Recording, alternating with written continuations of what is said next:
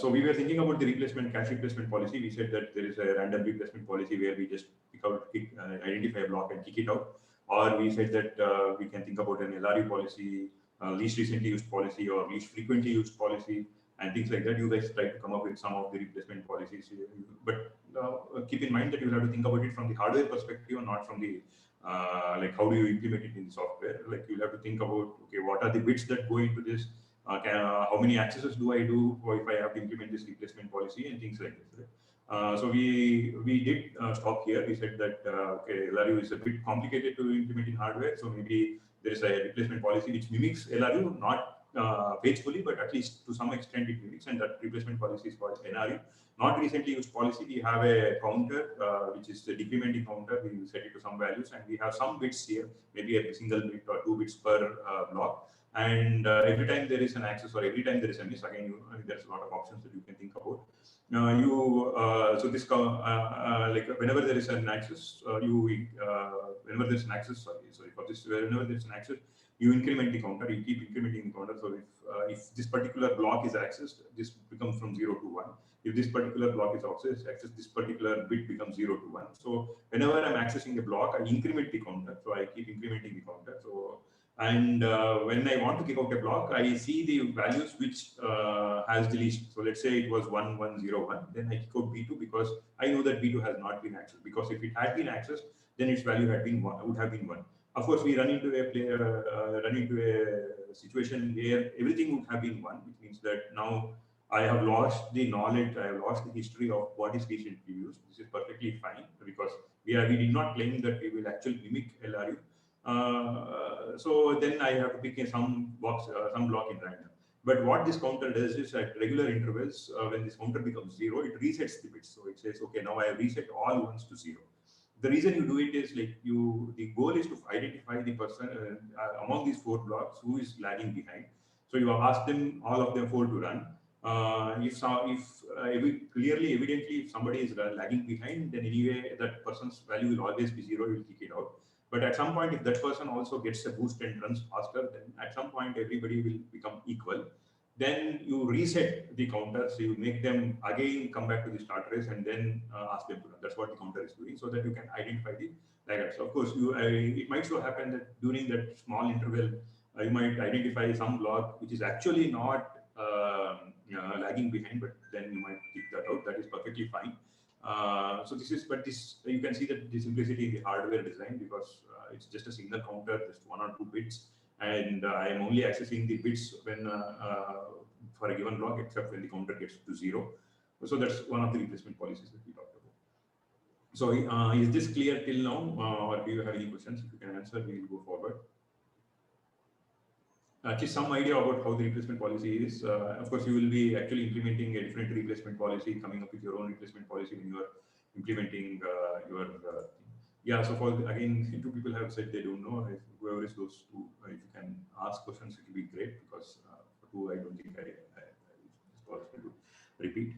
Okay, so we talked about what do I mean by hit rate and a miss rate. Hit rate is the number of hits divided by number of cache accesses. That's the rate at which I get hit rates, hits in the cache. What do I mean by a hit? When a CPU generates an address, I search in the cache. If it is there in the cache, then I say that it's a hit. Right? So hit rate is number of hits divided by number of cache accesses. That's what I define as hit rate. So I search in the cache. If the block is present in the cache, then I say that it's a hit. If it is not, then it's called miss. So hit rate is number of hits by number of cache accesses. Miss rate is number of misses by number of cache accesses. So the hit rate is nothing but 1 minus miss rate, or miss rate is nothing but 1 minus hit rate. This is just straightforward to think about. Hit rate is number of hits divided by number of cache accesses. Miss rate is number of misses divided by number of cache accesses. So I am trying to find out what is the average memory access time. So I said that the main memory takes 100 cycles. So if I have to read some data from the main memory, it takes 100 cycles. If I have to read something from the cache, then it takes 2 cycles. If this includes the search time, of course, this is just a simplified version of the memory model. I don't think in this course we'll be building a complex memory model. The same memory model can be implemented, can be assumed for your simulator. So we are assuming that these 2 cycles encapsulates both search time and the read time. We are not differentiating between the search and the read time. So when the CPU generates a request, it searches in this particular cache, it pays a penalty of 2 cycles. If it's a hit, then within these 2 cycles, it would read and give it to the CPU. If it's a miss, then it will go to the main memory, right? So if there was no cache and the main memory takes 100 cycles, the average memory access time is 100 cycles. So what do I mean by average? If I have 10,000 accesses, on average, how much did I take? So if there was no cache, the average memory access time is 100 cycles because the main memory is taking 100 cycles. But now I have cache, and if there is 100% hit rate, let's say everything, whatever I'm searching for is, I'm able to find it in the cache, then the average memory access time is 2 cycles. So I'm assuming this is clear. So can you tell me if this is clear or not? So if the hit rate is 100%, then the average memory access time in this example is equal to the access time of the cache, so it's 2 cycles. If the miss rate is 100%, which means that none of the blocks are present in the cache, then I'll have to go to the main memory and fetch the block. So the average memory access time is 100 cycles. This is where I hope you have understood till now. So now, now the trickier question is, what happens if the hit time, if the hit rate is 100%? Hit rate is 50%. If the hit rate is 50%, it also means that miss rate is 1 minus 50%. So this is 50% again, right? So what is the average memory access time? For this, can you tell me what is the average memory access time? I think somebody tried to answer this. What was the answer? On average, how much do I take? So any answer is fine. How much do I take? What is the average memory access time? If the hit rate is 50% and the cache access time is 2 cycles, the main memory takes 100 cycles. What is the average memory access time? 52. 52. How did you get 52? Like Ashrit did it. He said that he will assume 2 instructions, one with a miss, one with a hit. Yes. And yeah, so the one with the miss will take 50. So the one with the miss will take 100 cycles. The one with the hit will take 2 cycles. Sorry, one with the miss will take 102 cycles. Why did it take 102 cycles? The one with the miss takes 102 cycles. Why did it take 102 cycles? Because the CPU first came and saw in the cache, the search in the cache, so it takes 2 cycles, and then it went to the main memory, so it took 100 cycles. So this is 102 cycles, right? So this is for searching in the cache. This is from reading in the memory. So how do we understand if that 100 is given inclusive of the 2 or exclusive of the 2? No, we have to always assume it's exclusive of the 2. So when I talk about the hardware main memory, I say that it takes 100 cycles. So I'm only talking about that hardware. If I'm talking about the cache, if I say it takes 2 cycles, then you have to assume that the cache takes 2 cycles. So if I am reading something from the cache, it takes 2 cycles. If I'm searching in this cache, it takes 2 cycles. But you should not say 2 plus 2, 4 cycles, because if I'm searching, you can assume that the read is coming for free. Again, as I said, this is a very simple model. You will finally then have to split up those two, but we'll not be doing it because then it just complicates things. So if somebody says memory latency is 100 cycles, it's still exclusive of the 2 cycles? Yes, memory latency is, so no, I mean, it depends on what context they are talking about. They might say on average the memory latency is, like, let's say I will say a statement saying that on average the memory latency of this particular program is 102 cycles. Then I'm talking about that specific architecture where it might have multiple levels of cache. Maybe it has searched for cache. There's some latency for the cache, some latency for the memory. The entire thing, from the programmer perspective, I'm saying the memory latency is 102 cycles. So I'm not worried about the architecture anymore. But if I say the main memory takes 100 cycles, then I'm only talking about the main memory. Okay, thanks. Okay. So now I searched in the, so what was the assumption? So somebody came up with a solution to solve this problem. They said, okay, I will consider 2 axes. Since I know that it's 50%, hit rate is 50%, one axis will be a hit, one axis will be a miss, right? One axis will be a hit, one axis will be a miss. So for the one that is a miss, for the axis that is a miss, it is taking 102 cycles. For the access that is a hit, it is taking 2 cycles, because I'm just searching the cache and reading the cache. So that total is 2. So final is 104. So the average is 104 divided by 2 number of accesses. So it's 52 cycles. So this is how I got 52 cycles. I can ask the same question: what if my hit rate is 70%? Right? What if hit rate is 30%? What if the hit rate is 90%? What if the hit rate is 99%? So there's a formula for this. Again, don't buy this formula. It's pretty straightforward. The average memory access time. The average memory access time is equal to hit time plus miss rate into miss penalty. And what do I mean by miss penalty? This particular miss penalty is the access time of the next level. Average access time of the next level of memory. Okay. So now let's put the same thing that we know. So we said that hit time is 2 cycles. Right? Miss rate is 50%, and the miss penalty, if I don't find it in the cache, what is the next level I go and read? Main memory. Main memory, and the access time of that main memory is 100 cycles. So this will be how much is it? So this is one of the important equations, but this is not the true equation, because we have assumed that the search and the read time of the L1 cache is the same. But this is for I mean, even in any textbook you pick, this will be the true case. So even in your simulator, you will be mimicking this equation, but in reality, this is not true. But we will not get into it because it just gets messier. But the concept remains the same. So as long as you understand the concept, you will get it. So is this clear?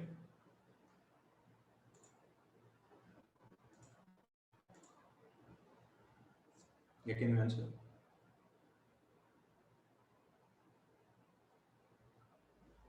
Okay. Okay. Good. 1 second. I see.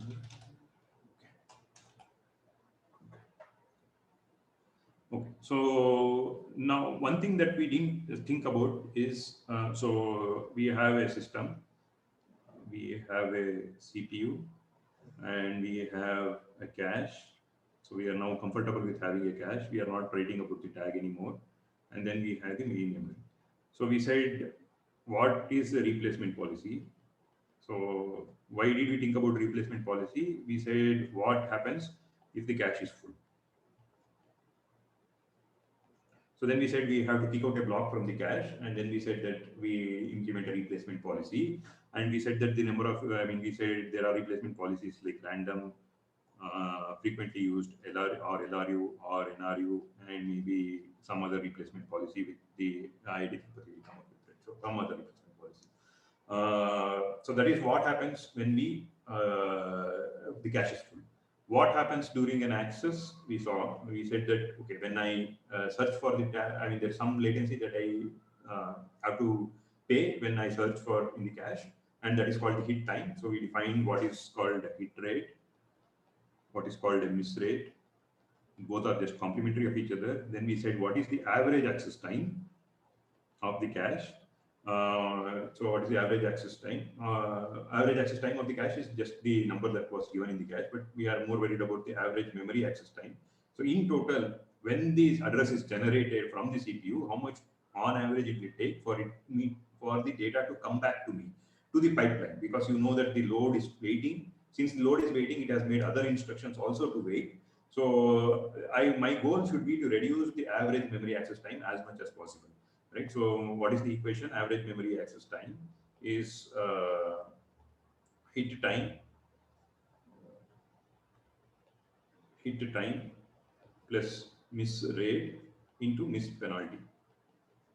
So now how do I reduce? So my goal is to reduce the average memory access time. And why do I want to reduce the average memory access time? Because at the pipeline, there's a load instruction, and it is just waiting for that memory to be loaded.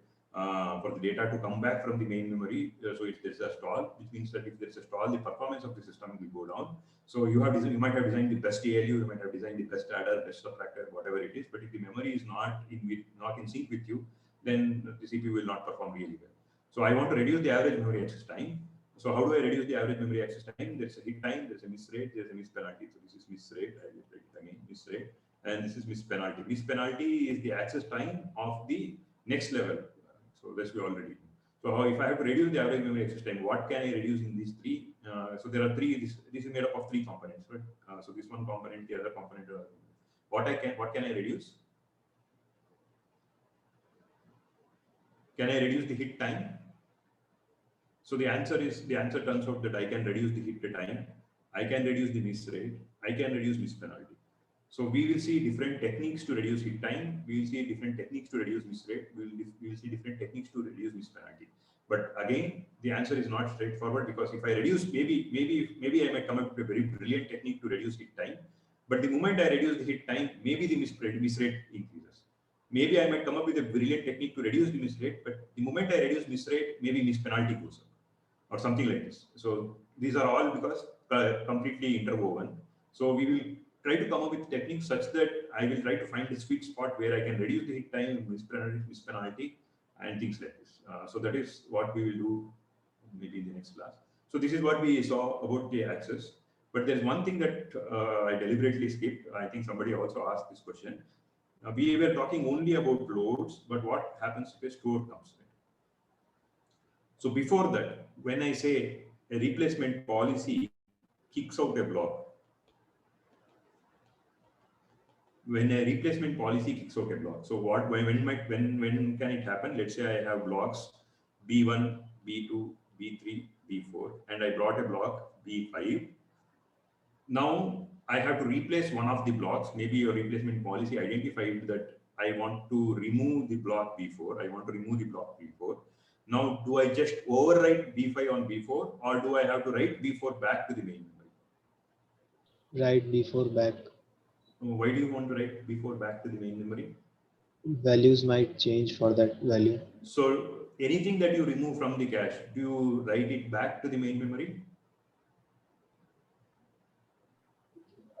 I think we write it back. Any other answer? So I don't know if this is a good idea, but every time you change something in the cache, you also maintain the copy in the main memory. Okay. So one thing is every idea is a good idea. So this is also a good idea. But any other thoughts? Anything else that you can do? Yes, both are perfectly fine. Like what Aditya said was, whenever I remove a block from the cache, I write it back to the main memory. Yes, that's perfectly fine. It will not tamper with the performance. So not with the performance, but it will not tamper with the correct execution of the system. What Devesh is saying is, whenever I write something to this block, I also write it to the main memory. That also you can do. But anything else that you want to do? Maintain a queue Maintain a queue of what? of changed values. Okay, so where do you want to keep it? Okay, so we'll go for this design. So I hope everybody understood the problem. If you haven't understood the problem, please ask the question. As a private chat also is fine. I can repeat again. If you haven't understood, send me a private message, and I will help you out.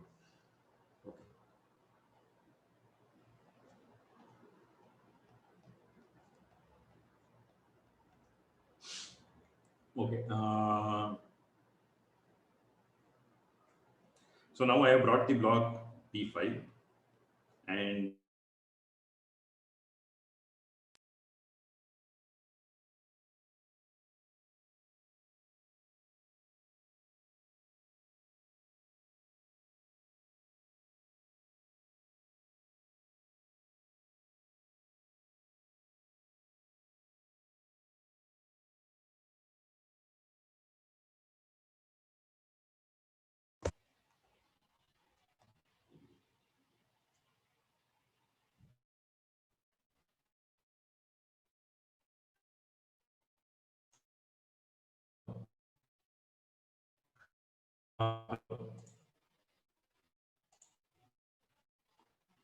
hello.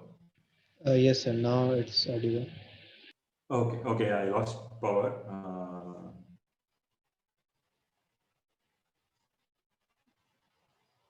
Just give me a second.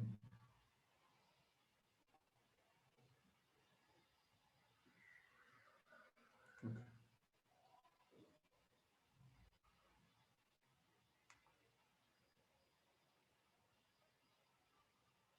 It's still recording.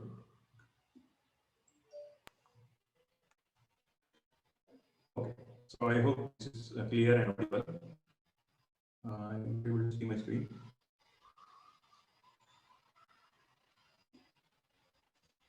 Okay. Are you guys able to see my screen?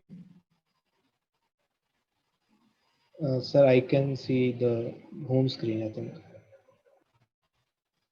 Now I'm able to see the document. No, sir, it's stuck for me. I don't know about others.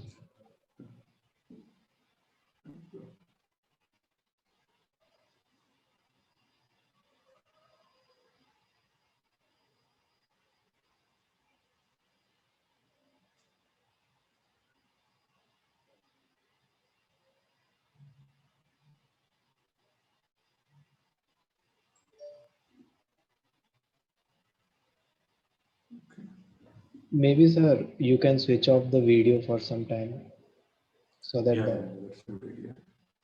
Yeah, now is it visible? It's lagging. So, I mean, it takes some. Yeah, It's coming. So, see how so if the quality is very unfortunate. Let's see. I mean, if the quality is poor, let me know. Okay, where was it? Okay, so I brought a block B5. Is it like okay? It's not like it was.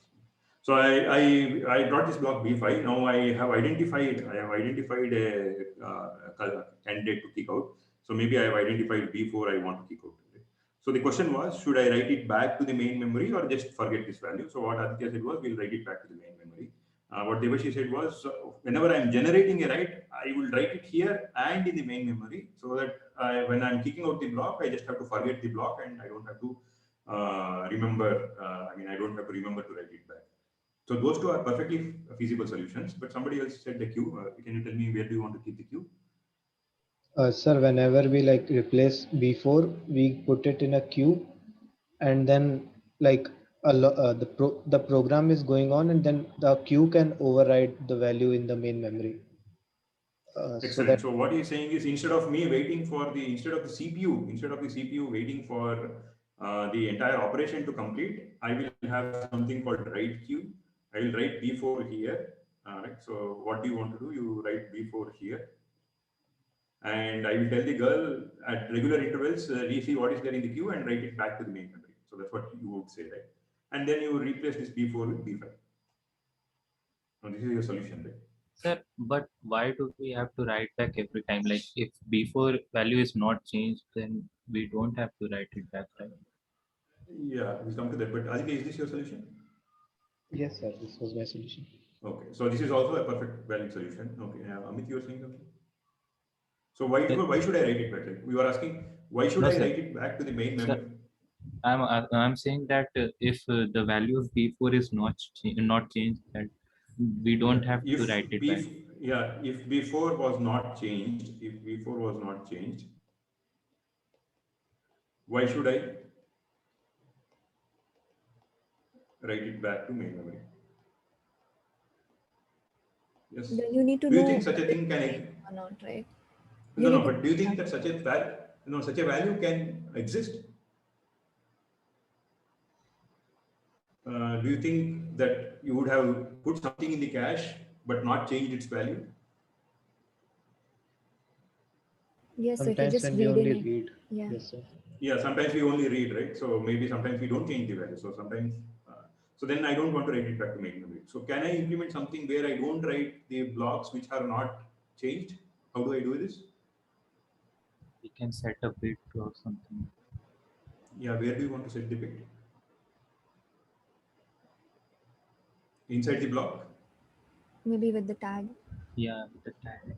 With the tag, right? So that's all. I mean, that's all you have to do. So what do I have to do? I have the CPU. Sorry, I have the CPU, and then you know that you have forgotten about the tag structure, but again, we'll write it back. So we have these 4 tags, and then we have the data which was associated with it, and then we have the main memory. So now this tag, instead of having this tag, I will replace this with something like this. I will have the same tag structure, but I will have 1 bit extra per tag. So I have 4 tags, but I've increased the size of the tag of each tag entry. So I have 1 bit extra. So apart from storing the tag itself, and you already know that the tag is part of your address, right? So you know the tag is part of an address. And how did I get the tag? I hope you remember the tag is tag. What is the next thing? Index, What is this called? Index. What is this called? offset.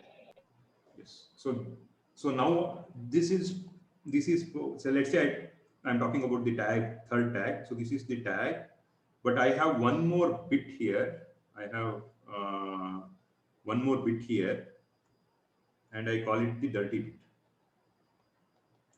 So whenever the CPU generates an address, I know that whether it's for a load or a store, and if I have to update, if the CPU updates the memory, if the CPU updates the memory, then I set the bit to 1. If the CPU does not update this particular block, if the CPU updates this particular block, then this dirty bit is 1. If the CPU does not update the block, then the dirty bit is 0. When I kick out a block, I see whether the dirty bit is 1 or 0. If it is 1, then I write it to the main memory. If it is 0, then I just discard. So does the solution work?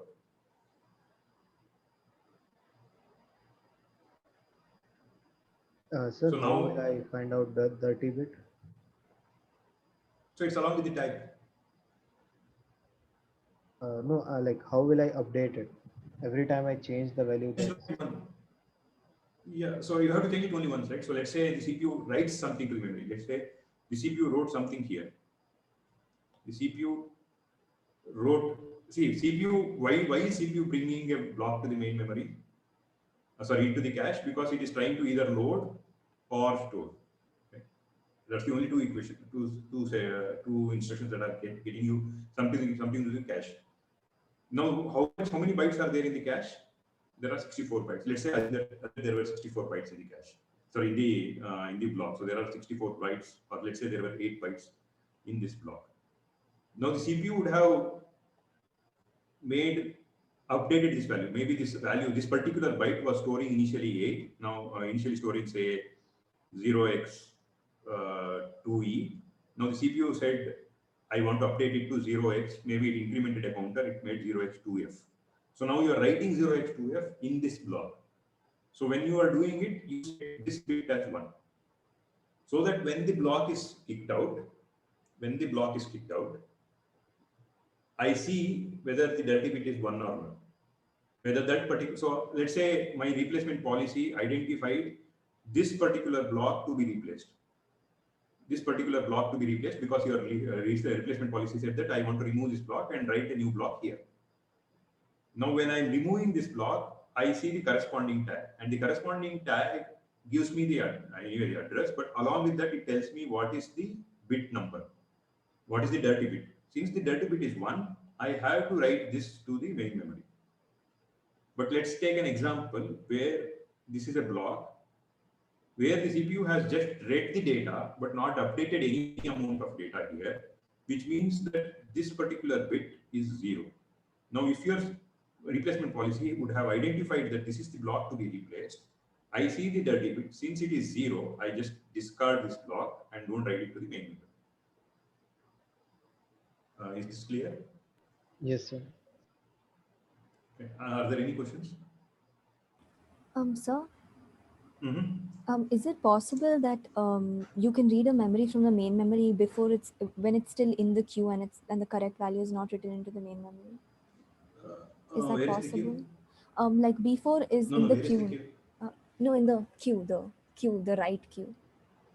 No, we did, I mean, that was Aditya's solution. We didn't incorporate Yes, it sir. in the design yet. Yes, sir. Yeah, we didn't incorporate it. We'll see how, if we incorporate it, how do I tackle that situation? Okay, sir. So as of now, we haven't incorporated it.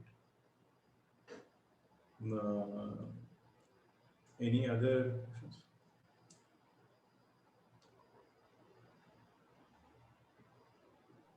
So if the dirty bit is 1, when will the CPU Mhm. update the value in the memory? when that block is replaced or immediately? Yeah. What do you think? What should we do? So I think immediately should be fine, because if we don't do it immediately, that block may never be replaced. Like even after the program ends, that block may never be replaced, and the memory will still Oh, yeah. contain the old value. Excellent. So excellent. So this is a very interesting question. So can I know your name? I think you're talking for the first time. No, sir, I'm Shritesh. Shritesh, okay. Yeah, it's a very excellent. I mean, it's an excellent question. So what Shritesh is worried is that maybe this because this cache is a transient state. So I have stored some data. Maybe I have updated the data here, and let's say I have updated the data. I have not returned it back to the cache, and the program ends. Let's say the program ended. Then I never wrote this block to the main memory. So what he is proposing is, whenever I write something to the cache, I also write it to the main memory. That's what you're proposing, right? Yes, sir. Yeah, but then why do you need a dirty bit then? You don't need a Yes, dirty sir. bit. So we wouldn't need that dirty bit. Sir, but writing to the main memory, how fast is it going to be? Like, we know loading takes a lot of time, right? Yeah, so let's say I say 100 cycles. How much time does it take? Like, how many cycles? Same 100 cycles. 100 cycles. So it's a problem, And right? in that So what's example, it was the 100. cache? Why is If you're trying to write it simultaneously, then what's the use of a cache? Like, yeah, what's the no, right? You are reading. If there's a read hit, then I'm servicing it in just 2 cycles, right? okay. See, So- is load a critical? Okay, answer me this: is load critical or store critical? I don't understand Which the is in term. the critical line? Okay. Load. Let's say, yeah. Let's say I have an instruction add, subtract, and load and store. This will not go to the main memory. This will not go to the main memory. This goes to the main memory. This goes to the main memory. Yes. Now, when this goes to the main memory, do I have to wait for the main memory to respond? Yes, sir. You have to wait.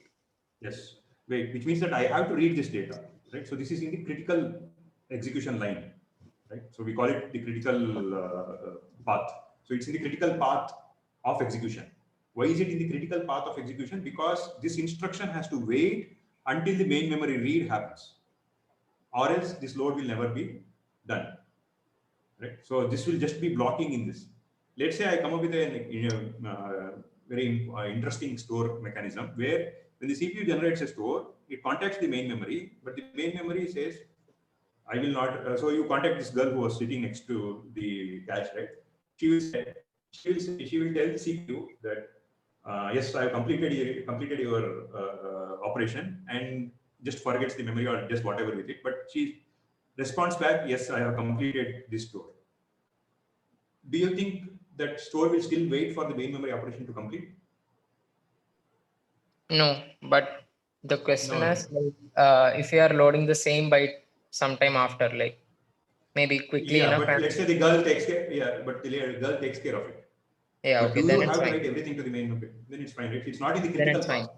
So Yeah, but so what I'm saying is, if you are writing it to the cache and to the memory simultaneously, and if writing to the memory takes a lot of time, then the program is memory dependent, wait, something right? like that. No, right? I am not waiting for it. So when I am writing here into the cache in the main memory, I am not writing. So why are you writing? Because it was a store instruction. The CPU is not waiting. For what is it waiting for? It is waiting for a load. Now, do you tamper the load? No, right? Because the No, we moment don't it hits tamper in the cache, load, but you are doing it. suppose next load instruction comes with the same byte, something like that. Oh, okay. Sorry. The cache takes care of it. No, no. Sir, now Cache takes care I'm of it. cleared. Like, actually, my point is cleared, but I don't know whether you understood. The cache, I in the understood your cache and question. the memory, we write it simultaneously, right? So I was thinking, if the store operation is very slow, then it will cause issue to the program. But the cache actually takes care of it. I forgot that. Yes, yeah. So the cache takes care of it, right? So now, I Then think it's correct. you figured it out. Yeah, then it's correct. So now, are you happy? So should we remove the dirty bit then? So there's no need for a dirty bit, right? I just write it to the cache and to the main memory. I don't know. I have to see the advantages of using that queue. Then only I can decide. Yeah. We have all the time. You can see it now.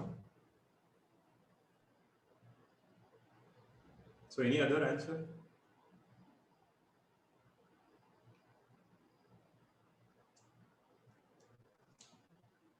Sir, like the problem that Shritesh pointed out with the queue technique is like once the program ends, I can't write No, it no, back. where is But this queue coming? No, where is this queue? We don't have any queue, right? okay, like the other, like in this also, he said that every time we change it. But I mean, what I'm saying is, I'm like backing up my queue thing is that we can always write it back after the program ends. But why do you need a queue for it? So after the program ends, I look at all the tags which are one, dirty bit is one, and then write it to the main memory. So why do you need Yeah, a queue for in it? this thing we can do that. Yes, right. Because I have a dirty bit. So what solution Aditya is proposing is for Shritesh is that once the program ends, I search the entire cache and pick up all the tags which have the dirty bit as one, which means that all these blocks have been modified by the program, and then write it to the main memory. Then do you need to write every time I write to the cache? No, sir. I think this is fine. So isn't main memory also transient? Yeah, that's an excellent question. So is if main memory is also transient, then should I write it to the main memory? So then your program will specify what needs to be written back into secondary memory or not, right? Everything else, if you don't need after the program is over, then you don't need to write it. Yes. Yeah. So now Devashi is saying I will not write it. So why do I have to write it? If the program ends, it's.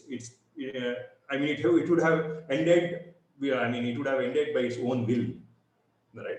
Yes. Or the operating system would have killed it because it is doing some mischief. Maybe it's Yes. trying to copy it from somebody's textbook, or somebody else doing WhatsApp and copying from the exam. So that's why the operating system would have killed it, or it would have been closed down by its own will.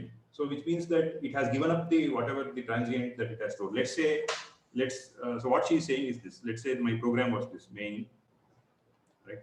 I had int a, and I am updating a is equal to 3, a b. So then I had some b is equal to 5, and now if the program ends, am I worried what was the value of b, what was the value of a? No, right? Anyway, that main memory also you will flush out the entire thing. So she's saying I will not write it to the main memory. If I have to write it, if I have to write something to a permanent thing, then I would have opened f open is equal to something and then written it, or I would have connected to a database and written something to a database. Because once I touch this curly bracket, the program is no longer guaranteeing, the CPU or anybody is no longer guaranteeing you that this a is equal to 3 and b is equal to 5 is will be kept for you when you come back, because that doesn't even make sense.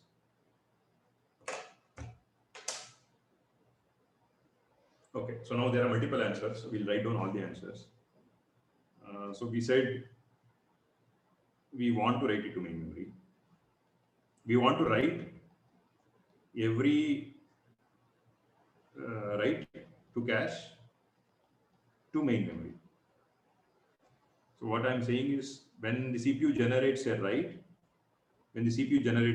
I write it to the cache and then to the main memory. Of course, you can come up with designs where you have a write queue and all those things, but we'll not get into that now. So when I write it to the block, I write it to the main memory. So you are writing it to the place to places. That was one design. The other design that we are talking about is we write to cache, set a bit, and only when the block is kicked out or when the block is replaced, if bit is set, I write to the main memory. So how does it work? When the CPU writes, so let's say the CPU writes something here, when the block is replaced, only then I write it to the main memory. So which one will you pick?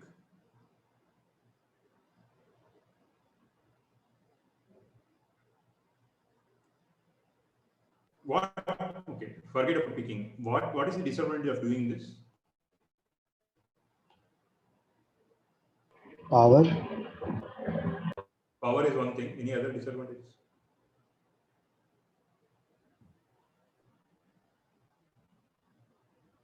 Maybe time, I think. Okay. First, let's see are they equal or not. So my first question is, can you come up with a scenario where they are equal?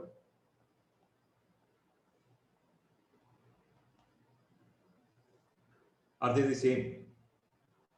Like the number of writes that I generate to the main memory, can they be the same in both the cases?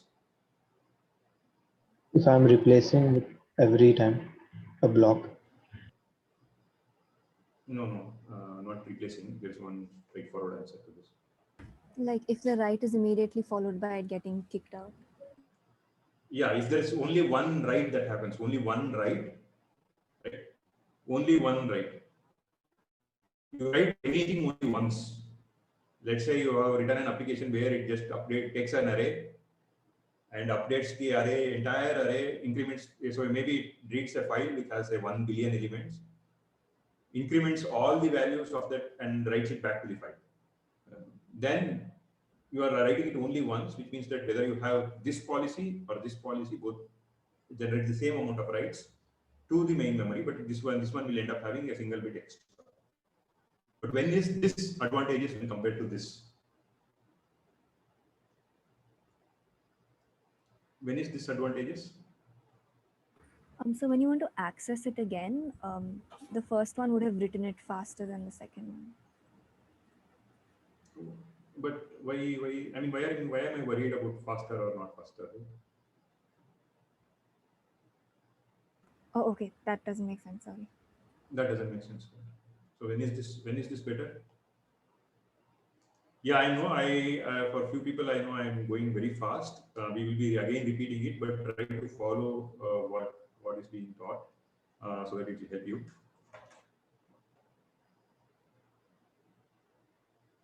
Just think about this. I will be discussing it in detail on Thursday's class. But the question is, it's a very simple question that we asked. When I write something to the cache, what should I do? Should I write it to the main memory? Should I set a bit and write it back only when I replace that block and things like this? I haven't formally introduced you to anything. It's just a question and you are trying to build a design out of it. And that's all we are trying to do. So we are trying to build a design out of few questions. That's all. But try to think about it tomorrow and day after tomorrow. Spend some time so that it will become clear. So that even if you don't know the answer, even if you didn't understand the answers, even if you don't have any new answers, understanding the question is important. Once you understand the question, when Thursday I actually discuss it in detail, you will see that you will appreciate what we are discussing, right? And it is not that there is only one straightforward answer. Even the Intel and AMD, they have agreed, they have some disagreements. Technically, and they have implemented two different policies. Like AMD has a different policy. If you buy an AMD processor, even though you buy an x86 processor, AMD also produces x86 processor only. So even if you buy an AMD processor, if you buy an Intel processor, they have two different policies of what should I do if I modify a block in the cache. Which means that there is no one straightforward answer. Right? AMD is not just dumb to go against Intel, or Intel is not dumb to say, okay, whatever AMD is. So there is a design choice that each of their engineers would have made, right? So each of the smartest engineers they would have made. So we'll see why such a design makes sense. Each of the two designs makes sense. Both have their pros and cons, and you have to pick such a design. So when you are designing your simulator, you pick a choice. You might come up with completely a different choice. So there are multiple choices, as you will see. And it started with just a simple question of asking, what happens if I modify the block in the cache? Should I just write it back? Write it immediately to the main memory, or should I wait until it ticked out? If I write it immediately to the main memory, the advantage is that I don't need a dirty bit and I don't have to worry with too many other complications. But if I wait for the block to be replaced, then the advantage is that if the block gets written multiple times, then the number of, so let's say I brought a block here, the CPU generated a write to this. And before it was replaced, it generated one more write. Let's say it generated 100 writes when it was in cache. Then the number of writes that went to the main memory is how much? How many accesses went to the main memory? You generated 100 writes when the block was in the cache. You generated 100 writes to this particular block. When the block is kicked out, you write it to the main memory. How many times did you write to the main memory? Once, right? Only once did you write it to the main memory. But in this case of writing it to the main memory, how many times would you have written it to the main memory? 100 times. 100 times. Right? So I would have reduced so many writes to the main memory. So that's one advantage of having this dirty bit. But there is, of course, disadvantage of having it also. So yeah, just think about these questions. Let me know if the question is clear. If the question is not clear, I'll repeat, or else we can go forward. Can you answer the code? Forget about the answer. You might not know the answer. Nobody picks it up for the first time. But the question should be clear. Sir, what is the disadvantage with the below design? Yeah, we'll come to that. But let's see if people have understood the question or not. Okay, think about the question. I will be repeating the question again in the Thursday's class. But unless you understand the question, there is no way that you will appreciate the answer. So 1 second. Okay, a lot of people have dropped out, so we'll take the attendance again. Kranti?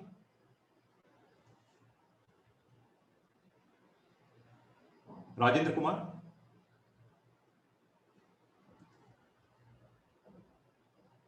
Navjot Singh?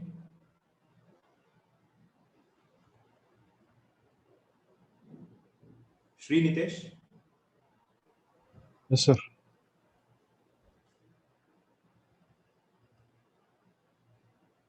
Pawan Kalyan? Yes, sir. Pawan Sriram? Yes, sir.